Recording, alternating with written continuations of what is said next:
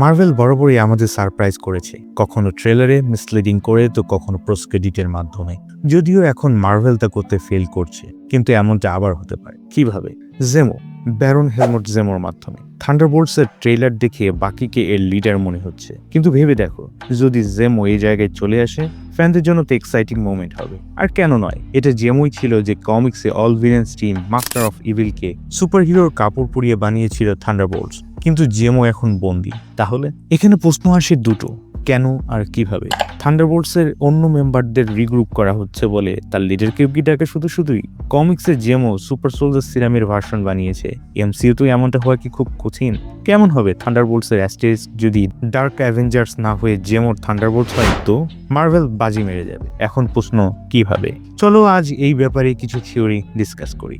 Falcon and the winter সোলজারের শেষ সিনে আমরা দেখি ফ্ল্যাগ স্ম্যাশারদের ট্রান্সপোর্টেশন গাড়িতে হামলা হয়েছে, যা শুনে জেমোর মুখে হালকা হাসির রেখা দেখা যায়। আমরা বুঝতে পারি এর পেছনে রয়েছে জেমো, যে রাফটের মতো প্রিজন থেকে এই কাণ্ড ঘটাতে পারে। তার জন্য সেখান থেকে বের হওয়া কি কঠিন? সে শুধুই সঠিক সময়ের অপেক্ষা করছে, যা থান্ডারবোল্টস এর রিগ্রুপ হতেই পারে। মনে হতে পারে এত সহজে কিভাবে? ওয়েল, কমিক্সে জেমোকে দেখা যায় জিনিয়াস লেভেল ইন্ডিভিজুয়াল হিসেবে। সে সোকোভিয়ান ছাড়াও জার্মান, রাশিয়ান, ইংরেজি সহ আরো বেশ কয়েকটি ভাষায় কথা বলতে পারে। জেমো সুপার সোলজার সিরামের ভ্যারিয়েন্ট ভার্সন তৈরি করেছে, আর তার অ্যাডাপটিভ সাথে ম্যানিপুলেটিভ স্কিল কি কমিক্সে বারবার দর্শানো হয়েছে।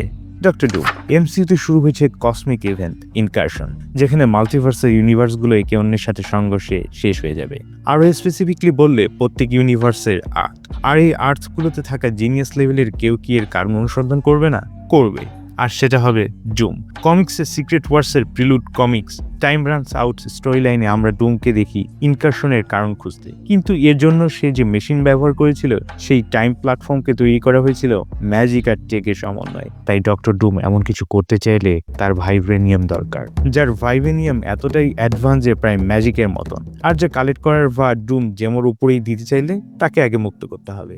এই জন্যই কি নামোর এর ওয়াকান্ডা অ্যাটাকের পেছনে ডুমের থাকার রুমার ছড়িয়েছিল? সিভিল ওয়ারের মতো এখনো দুপক্ষকে ভিড়িয়ে দিয়ে জেমো সহজেই তার প্ল্যান বাস্তবায়ন করতে পারত, নাকি এমনটাই হয়েছে? ভাইব্রেনিয়ামের প্রতি ডুমের ভালোবাসা নতুন নয়, আর কমিক্সে ওয়াকান্ডার সাথে ডক্টর ডুমের বেশ মায়া মহব্বত দেখা গিয়েছে। ভাইব্রেনিয়ামের টানে তাকে বারবার ফিরে আসতে হয়েছে, যার শুরু এখান থেকেই হতে পারে, নয় কি? ভ্যালেন্টিনা অ্যালেগ্রাকে আমরা প্রথমে দেখি ফ্যালকন অ্যান্ড দ্য উইন্টার সোলজারে থান্ডারবোল্টসের প্রথম মেম্বার আমেরিকান এজেন্টকে কালেক্ট করতে। একইভাবে ব্ল্যাক উইডো মুভি থেকে ইয়েলেনা বেলোভাকে, আর বোনাস হিসেবে টাস্কমাস্টার আর রেড গার্ডিয়ানকে। তার ব্যাপারে এত লম্বা চওড়া ইন্ট্রো দেওয়ার কারণ রয়েছে, যেহেতু তাকে দেখা গেছে থান্ডারবোল্টসের প্লেয়ারদের জোগাড় করতে, সেক্ষেত্রে সেই টিমের লিডারকে জোগাড় করাও তার কাজের মধ্যেই পড়ে। আর খুব সম্ভবত তাকে আমরা ডক্টর ডুমের জায়গায় দেখতে পারি, যেমনকে রিক্রুট করতে, যেমনটা ব্ল্যাক উইডোতে করা হয়েছিল। কিন্তু কি করে? এটা তো রাশিয়া না, ওয়াকান্ডা। ওকে, ইউএস গভর্নমেন্টে তার হাত কতদূর হতে পারে তা আমরা দেখেছি।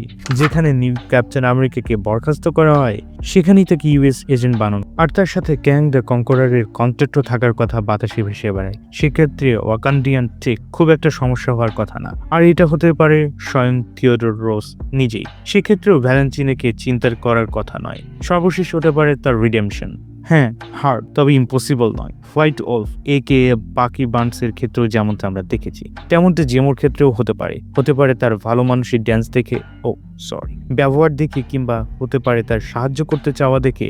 যখন ওয়াকান্ডা তার কিংকে হারিয়ে এক ক্রিটিক্যাল সময় পার করছে, হয়তো রাজার প্রতি শ্রদ্ধা জানাতে বন্দি মুক্তি বিশেষ দিনে যেমনটা প্রায় সব দেশেই হয়ে থাকে।